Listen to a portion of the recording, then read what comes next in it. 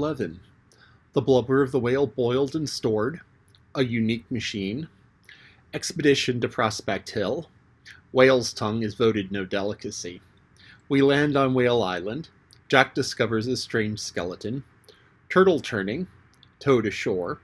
The loom completed. Return of the herring shoals. Basket making. We manufacture a sedan chair. Ernest's wild ride therein. A boa constrictor appears. He retreats to the marsh. Suspense. Poor Grizzle's fate. An awful scene. Death of the monster. An account of snakes. Remedies for poisoned bites. Ernest writes Grizzle's epitaph. The serpent stuffed and placed in the museum. Now for the finishing up of this old, on which the tubs full of blubber were placed and heavily pressed, so that the purest and finest oil overflowed into vessels underneath. The blubber was afterward boiled in a cauldron over a fire kindled at some distance from our abode, and by skimming and straining through a coarse cloth, we succeeded in obtaining a large supply of excellent train oil, which in casks and bags made of intestines was safely stowed away in the cellar, as the children called our roughest storeroom. This day's work was far from agreeable, and the dreadful smell oppressed us all, more especially my poor wife, who nevertheless endured it with her accustomed good temper. Although she very urgently recommended that the new island should be the headquarters for another colony, where, she said, any animals we would leave would be safe from apes and other plunderers, and where you would find it so convenient to boil the whale blubber, strain train oil, and the like. This proposal met with hearty approval, especially from the boys, who were always charmed with any new plan, and they were eager to act upon it at once. But when I reminded them of the putrefying carcass which lay there, they confessed it would be better to allow wind and storms, birds and insects to do their work in purging the atmosphere, and reducing the whale to a skeleton before we revisited the island. The idea of a rowing machine kept recurring to my brain. I determined to attempt to make one. I took an iron bar which, when laid across the middle of the boat, projected about a foot in each way. I provided this bar in the middle with ribbed machinery, and at each end with a sort of nave in which, as in a cartwheel, 4 flat spokes or paddles were affixed obliquely. These were intended to do the rower's part. Then Jack was arranged to act upon the machinery in the middle of the iron crossbar, in such a way that one of its strong cogwheels bit firmly into the ribs, so that when it was wound up it caused the bar to revolve rapidly, of course turning with the paddles fixed at either end, which consequently struck the water so as to propel the boat. Although this contrivance left much to be desired in the way of improvement, still, when Fritz and I wound up the machinery and went off on a trial trip across the bay, we splashed along at such a famous rate that the shores rang with the cheers and clapping of the whole family, delighted to behold what they considered my brilliant success. Everyone wanted to go on board and take a cruise, but as it was getting late I could not consent. A trip next day, however, was promised to Cape Disappointment and the little settlement of Prospect Hill. The proposal satisfied everybody. The evening was spent in preparing the dresses, arms, and food which would be required, and we retired early to rest. Intending to be out all day, the house was left in good order, and we departed on our expedition, provided, among other things, with spades and mattocks, for I wished to get young coconut trees and shrubs of different kinds, that, on our way back, we might land on Whale Island and begin our plantation there. We directed our course toward the opposite side of the bay. The sea was smooth, my rowing machine performed its work easily, and leaving Safety Bay and Shark Island behind us, we enjoyed at our ease the panorama of the coast scenery. Landing near Prospect Hill, we moored the boat and walked through the woods to our little farm, obtaining some fresh coconuts as well as young plants on the way. Before coming in sight of the cottage at the farm, we heard the cocks crow, and I experienced a sudden rush of emotion, as the sound recalled, in a degree painfully vivid, the recollection of many a ride and walk at home, when we would be greeted by just such familiar sounds as we approached some friend's house. Here, but for the unconscious animals, utter solitude and silence prevailed, and I, with my dear family, whose visit would have been hailed with delight in so many homes, advanced unnoticed to this lonely cottage. So long had our absence that our arrival created a perfect panic. The original animals had forgotten us, and to their progeny, lambs, kids, and chickens, whoever had never seen the face of man, we seemed an army of fierce foes. The boys found it impossible to milk the goats until, by the use of the lasso, they captured them one after the other and bound their legs, giving them salt to lick. They soon obtained a supply of excellent milk, which was poured from the coconut shells they used into calabash flasks, so that we could take it with us what was not required at dinner. The fowls were enticed by handfuls of grain and rice, and my wife soon caught as many as she wished for. We were by this time very ready for dinner, and the cold provisions we had with us were set forth, the chief dish consisting of a piece of whale's tongue, which, by the boys' desire, had been cooked with a special view to this entertainment. But woeful was the disappointment when the tongue was tasted. One after another, with dismal face, pronounced it horrid stuff, begging for some pickled herring to take away the taste of train oil, and willingly bestowed on Fangs the cherished dainty. Fortunately, there was a sufficient supply of other eatables, and the fresh, delicious coconut and goat's milk put everyone good in humor again. Well, the mother packed everything up. Fritz and I got some sugar-cane shoots, which I wished to plant, and then we returned to the shore and again embarked. Before returning to Whale Island, I felt a strong wish to round Cape Disappointment and survey the coast immediately beyond, but the promontory maintained the character of its name, and we found that a long sandbank, as well as hidden reefs and rocks, ran a great way out to the sea. Fritz espying breakers ahead, we put about at once, and aided by a light breeze, directed our course toward Whale Island. On landing, I began at once to plant the saplings we had brought. The boys assisted me for a while, but wearied somewhat of the occupation, and one after another went off in search of shells and coral, leaving the mother and me to finish the work. Presently Jack came back, shouting loudly, "Father, Mother, do come and look. There is this enormous skeleton lying here. A skeleton of some fearful beast, a mammoth, I should think." "Why, Jack," returned I, laughing, "have you forgot our old acquaintance the whale? What else could it be?" "Oh, no, Father, it's not the whale. This thing has not fish bones, but real good, honest, huge beast bones. I don't know what could have become of the whale. Floated out to sea, most likely. This mammoth is ever so much bigger. Come and see." I was about to follow the boy. A voice from another direction suddenly cried, "Father, Father, a great enormous turtle. Please make haste. It's waddling back to the sea as hard as it can go, and we can't stop it." This appeal appeared me more pressing, as well as more important than Jack's. I snatched up an oar and hastened to their assistance. Sure enough, a large turtle was scrambling quickly towards the water, and was within a few paces of it, although Ernest was valiantly holding on by one of its hind legs. I sprang down the bank, and making use of the oar as a lever, we succeeded with some difficulty in turning the creature on its back.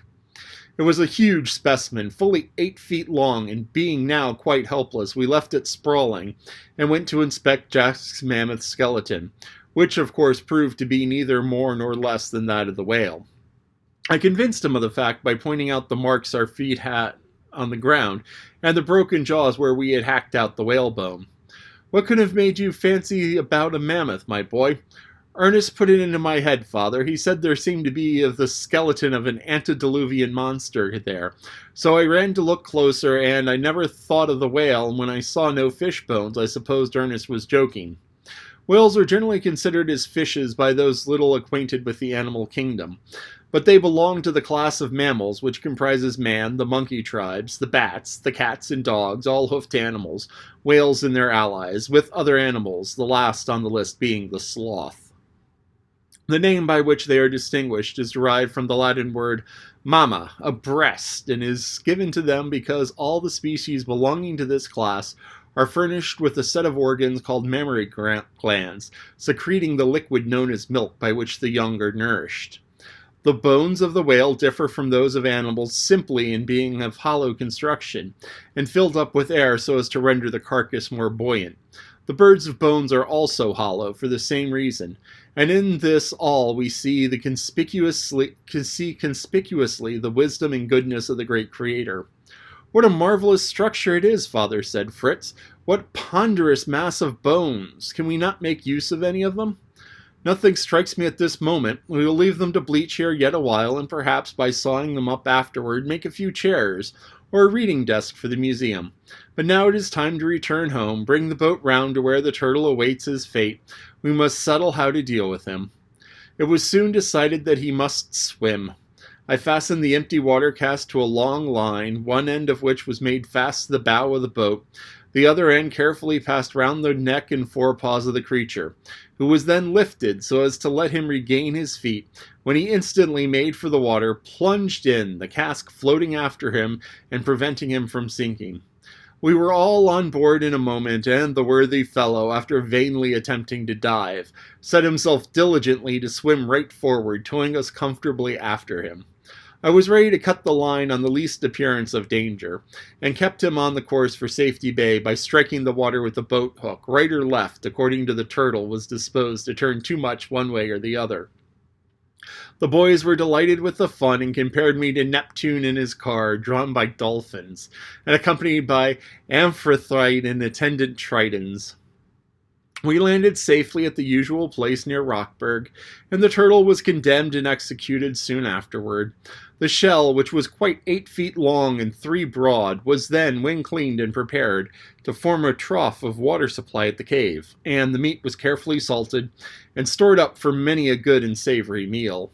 It had been my intention to bring a piece of land under cultivation before the next rainy season, to be sown with different sorts of grain, but many unforeseen circumstances had intervened to hinder this, and our animals, unaccustomed to the yoke, were not available for the plough. I therefore gave up the idea for present and applied myself, with Ernest's assistance, to completing the loom, which, although the workmanship was clumsy, I succeeded in making quite fit for use. I had fortunately in my younger days spent many hours in the workshops of weavers and other artisans, and therefore I understood more than might have been expected of their various crafts. Paste or size was required to smear over the threads, but we could not spare floor for such a purpose, and I used isinglass, which I kept the warp moist perfectly well, and spared us the necessity of setting up the loom in a damp, uncomfortable place, which has often been done to prevent the over-drying of the web. Of this isinglass I also made thin plates to be used as window panes, that were at least as transparent as horn, and when fixed deep in the rock and beyond the reach of the rain, did good service in admitting light. Success encouraging me to persevere, I next began harness making, the spoils of the chase having furnished us with plenty of leather, which, when I covered light frames of wood, using a hairy moss or lichen for stuffing, and ere long the animals were equipped with saddles, stirrups, bridles, yokes, and collars, to the very great satisfaction of their youthful riders and drivers. This occupation was followed by a great deal of work connected with the annual return of the herring shoals, which now took place, to them succeeding, as on former occasions, shoals of other fish and many seals. More than ever aware of the value of all of these, we did not fail to make good use of our opportunities, and captured large numbers. The boys were getting anxious for another shooting expedition, but before undertaking that I wished to do some basket making, as sacks were beginning to fail us, and there was a constant demand for baskets in which to carry and keep our roots and fruits. Our first attempts were clumsy enough, but as usual perseverance was rewarded, and we produced a good supply of all sorts and sizes. One very large basket I furnished with openings through which to pass a strong stick, so that it might, when heavily laden, be carried by 2 persons. No sooner did the children see the force in this idea than they got a bamboo, popped little Fritz into the basket, and carried him about in triumph. This amusement suggested a fresh notion to Fritz. "Oh, father," cried he, "don't you think we might make something like this for mother and carry her much more comfortably than jolting along in the cart?" The boys shouted with glee at the proposal, and though their mother thought the plan feasible enough, she confessed that she did not much like the thoughts of sitting in the middle of a basket and just looking out now and then over the rim. However, I assured her that it would be a well-shaped and comfortable sedan chair or litter, and the next question was how it should be carried, since the boys did not play the part of Indian palanquin bearers, either with safety to their mother or with any pleasure to themselves. "The bull and the buffalo," cried Jack. "Why not use them? Let's go and try them now." Off ran the boys, and in a short time the basket was securely hung between Storm and Grumble. Fritz and Jack sprang to their saddles, and Ernest very gingerly deposited himself in the cradle, as France called it, and they set forth at a most sober pace, the animals, who were perfectly docile, appearing only a little surprised at the new arrangement. "Oh, it is so pleasant, mother! It's a delightful motion," cried Ernest as they passed us. "It swings and rocks really soothingly. Quicker, Fritz, go quicker!" And the trot pleasing him equally well, the pace gradually quickened, till the animals were going along at a rate which shook and jolted the basket about most fearfully. Ernest called and screamed in vain for a halt. His brothers thought it capital fun to shake up the professor, and made the circuit of the level ground near Rockburg, finally pulling up in front of us like performers stopping to receive the applause of spectators. But it was impossible to help laughing, the scene was so ridiculous, but Ernest was very angry with his brothers. His reproaches provoked high words in reply, and a quarrel was imminent.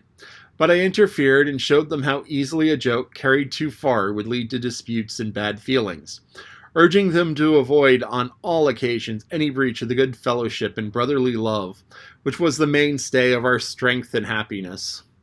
Good humor was soon restored. Ernest himself helped to unharness the beasts, and got some handfuls of salt and barley to reward their exertions, saying that they must have some more palanquin practice another day. I was seated with my wife and Fritz beneath the shade of the veranda, engaged in wicker work, and chatting pleasantly, when suddenly Fritz got up, advanced a step or two, gazed fixingly along the avenue which led from Jackal River, then he exclaimed, "I see something so strange in the distance, father. What in the world can that be? First it seems to be drawn in coils on the ground like a cable, and then uprises if it were a little mast. Then sinks, and the coils move along. It's coming toward the bridge."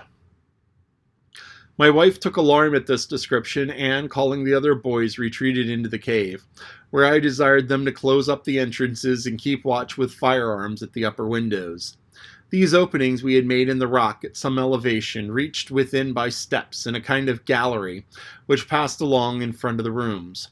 Fritz remained by me while I examined the object through my spyglass. "It is, as I feared, an enormous serpent," cried I. "It advances directly this way. We shall be placed in the greatest possible danger, for it will cross that bridge to a certainty.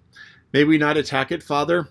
"Only with greatest caution," returned I. "It is far too formidable and too tenacious of life for us to rashly attempt its destruction. Thank God we're at Rockburg, where we can keep a safe retreat while we watch for an opportunity to destroy this frightful enemy. Go up to your mother now and assist in preparing the firearms. I'll join you directly, but I must further observe the monster's movements." Fritz left me unwillingly while I continued to watch the serpent, which was of gigantic size and already much too near the bridge to admit the possibility of removing that means of access to our dwelling.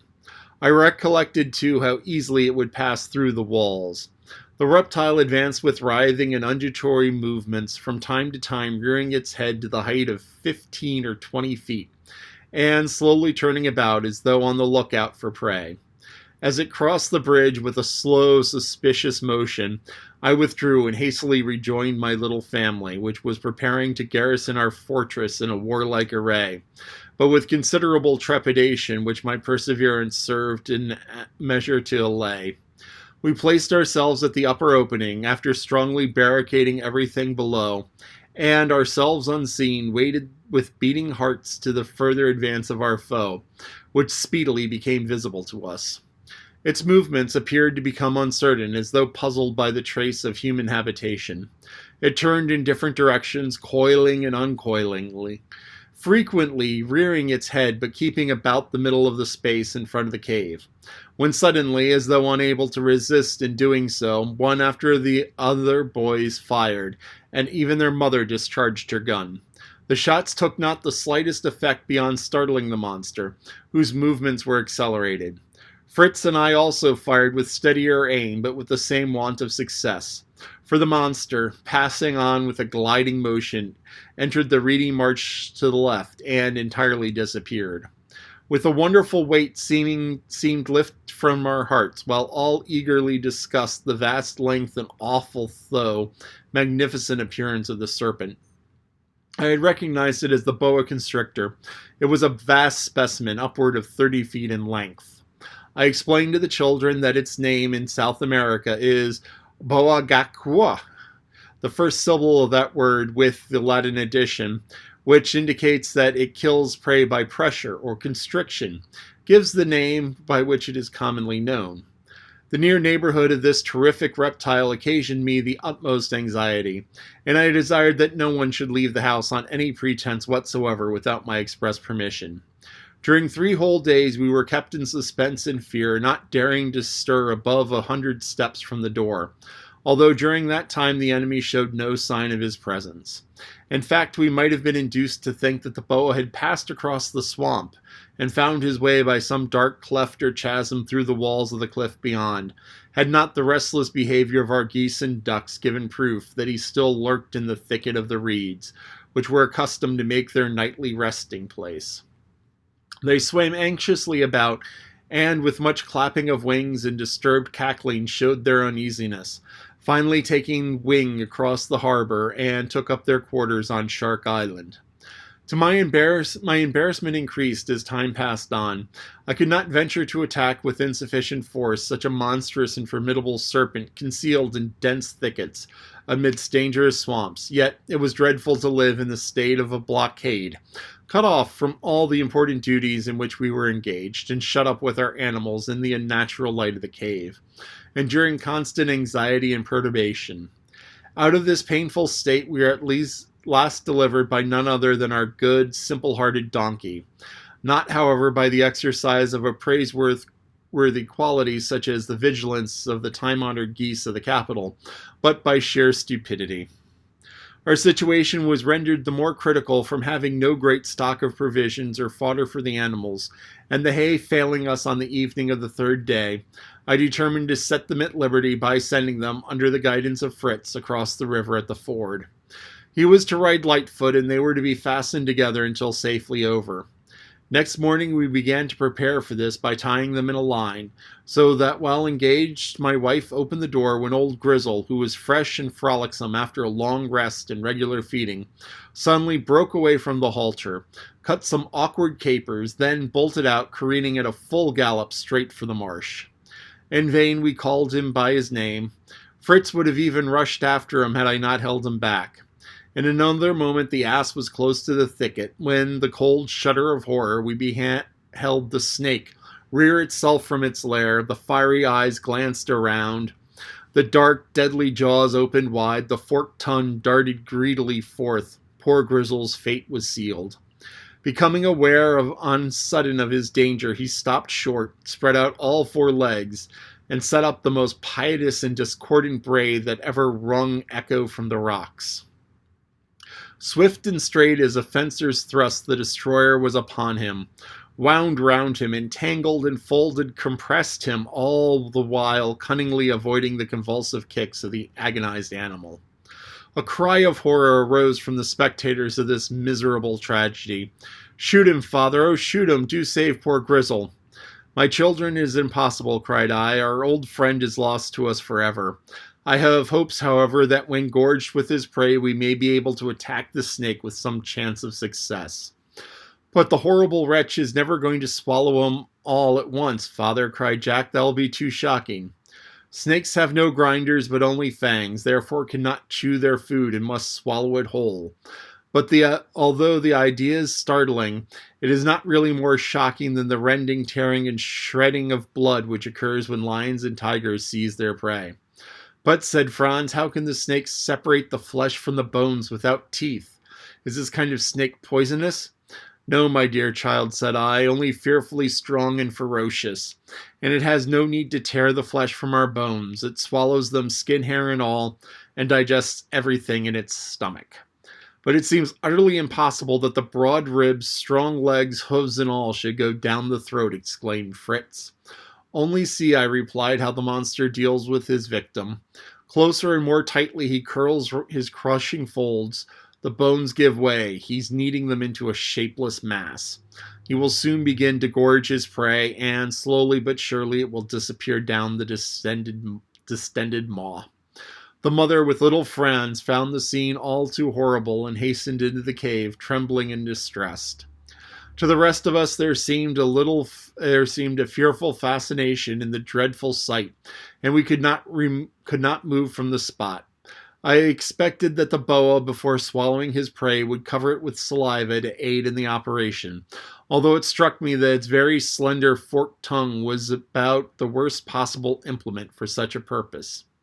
It was evident to us, however, that this popular idea was erroneous. The act of lubricating the mass must have taken place during the process of swallowing. Certainly nothing was applied beforehand. This wonderful performance lasted from 7 in the morning until noon. When the awkward morsel was entirely swallowed, the serpent lay stiff, distorted, and apparently insensible along the edge of the marsh. I felt that now or never was the moment of the attack. Calling my sons to maintain their courage and presence of mind, I left our retreat with a feeling of joyous emotion quite new to me, and approached with rapid steps and leveled gun outstretched at the outstretched form of the serpent. Fritz followed me closely. Jack, somewhat timidly, came several paces behind him, while Ernest, after a little hesitation, remained where he was. The monster's body was stiff and motionless, which made its rolling and fiery eyes and the slow, spasmodic undulations of its tail more fearful by contrast.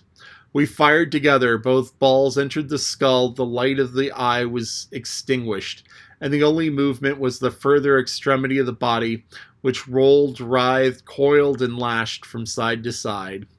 Advancing closer, we fired our pistols directly into its head. A convulsive quiver ran through the mighty frame, and the boa constrictor lay dead. As we raised a cry of victory, Jack, desirous of a share of the glory of conquest, ran close to the creature, firing his pistol into its side, when he was sent sprawling over and over by a movement of its tail, excited to a last galvanic effort by the shot. Being in no way hurt, he speedily recovered his feet and declared that he had given it its quietus. "I hope the terrible noise you made just now was a signal of victory," said my wife, drawing near, with the utmost circumspection, holding Franz tightly by the hand. "I was half afraid to come, I assure you. See this dreadful creature dead at our feet, and let us thank God that we've been able to destroy such an enemy." "What's to be done with him now?" asked Jack. "Let's get him stuffed," said Fritz, "and set him up in the museum among our shells and corals." "Did anyone ever think of eating serpents?" inquired Franz. "Of course not," said his mother. "Why, child, serpents are poisonous. It would be very dangerous." "Excuse me, my dear wife," said I. "First of all, the boa is not poisonous, and then, besides, the flesh of even poisonous snakes can be eaten without danger, as, for instance, the rattlesnake, from which can be made a good, strong, and nourishing soup, tasting like a good chicken broth.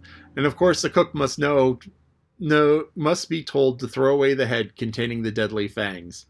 It's remarkable that pigs do not fear poisonous snakes, but can kill and eat them without injury. An instance of this occurs to my memory. A vessel in Lake Superior, North America, was wrecked on a small island abounding in rattlesnakes, and for that reason uninhabited. The vessel had a cargo of live pigs. The crew escaped to the mainland in a boat, but the pigs had to be left for some time, till the owner could return to fetch them, but with small hope of finding many alive. To his surprise, the animals were not only alive, but remarkably fat and flourishing, while not a single rattlesnake remained on the island. The pigs had clearly eaten the serpents. "But might not some other cause have been assigned to their disappearance?" asked Ernest. "Suppose, for example, that a great flight of secretary birds had arrived. They might have cleared the island of rattlesnakes." "Oh, what's a secretary bird?" interrupted Franz. "I thought secretary meant a man who wrote letters." "So it does, Franz, and the bird Ernest spoke of has a curious long feathers projecting from either side of its head, something like pins stuck behind a man's ear. Hence its name." "It's perfectly true that it lives on snakes, lizards, toads, and frogs, but Ernest, I cannot give up my pigs. In the first place, the secretary bird is an inhabitant of southern Africa. It is never seen in North America. Neither does it ever fly in a flock. And still, so ravenous is its appetite that, no doubt, even one or two, had they by some miracle found themselves on Lake Superior, would have been able to give a very good account of the deadly reptiles, at least shared in the glory of their extermination. My wife having gone to prepare dinner, we continued talking as we rested in the shade of some rocks near the Serpent for a considerable time. The open air was welcome to us after our long imprisonment, and we were, besides, desirous to drive off any birds of prey who might be attracted to the carcass, with which we wished to preserve entire. My boys questioned me closely on the subject of serpents in general, and I described to them the action of the poison fangs, how they folded back on the sides of the upper jaw, and how the poison-secreting glands and reservoir are found at the back and sides of the head, giving to the venomous serpents a peculiar width of the head which is so unfailing a characteristic.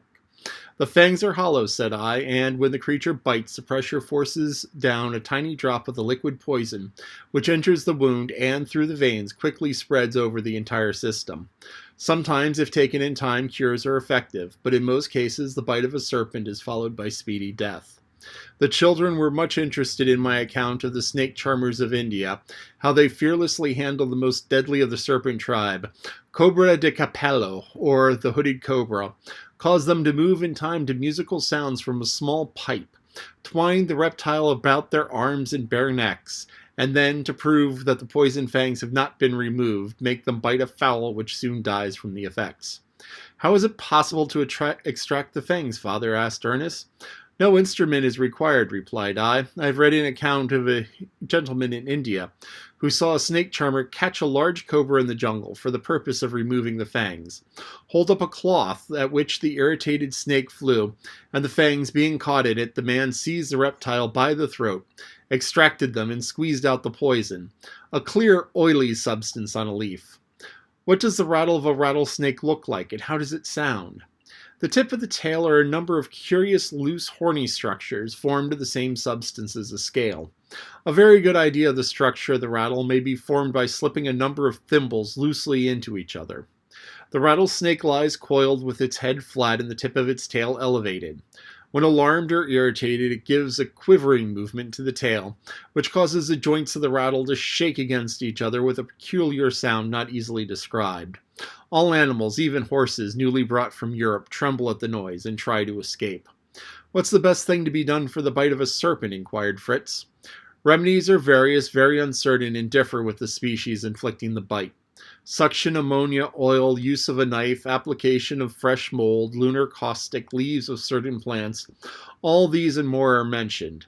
There is a creeping plant called Aristolochia indica, the leaves of which have in repeated instances done wonders for the fearful bites.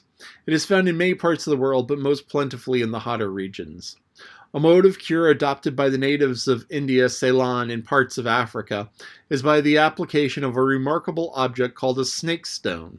These are described as flattish, something like half an almond with squared ends, rather light, bearing a very high polish and intensely jetty black. On being bitten by a cobra, the sufferer applies one of these stones to each puncture, where they adhere strongly for a time, 5 or 6 minutes being the average. They then seem to absorb the blood as it flows from the wound and at last fall off where the danger is considered to be over. But now we must leave this fertile subject of discussion. I can only say I sincerely trust we may never have to cause to resume it from the appearance of another serpent here of any sort, size, or description. Come, Ernest, can you not give us an epitaph for our unfortunate friend the donkey? We must afford him a more honorable sepulchre than he enjoys in present when we proceed, as we speedily must to disembowel his murderer. Ernest took the matter quite seriously, and, planting his elbows on his knees, he bent his thoughtful brow in his hand and remained wrapped in poetic meditation for about 2 minutes. I have it, cried he, but perhaps you'll laugh at me. No, no, don't be shy, old fellow, spit it out. And thus encouraged by his brother, Ernest, with the blush of a modest author, began. Beneath this stone poor Grizzly's bones are laid, a faithful ass he was and loved by all. At length his master's voice he disobeyed, and thereby came his melancholy fall. A monstrous serpent springing from the grass seized, crushed, and swallowed him before our eyes. But we, though yet we mourn our honest ass, are grateful, for he thereby saved our lives. Of all human beings on this shore, a father, mother, and their children 4.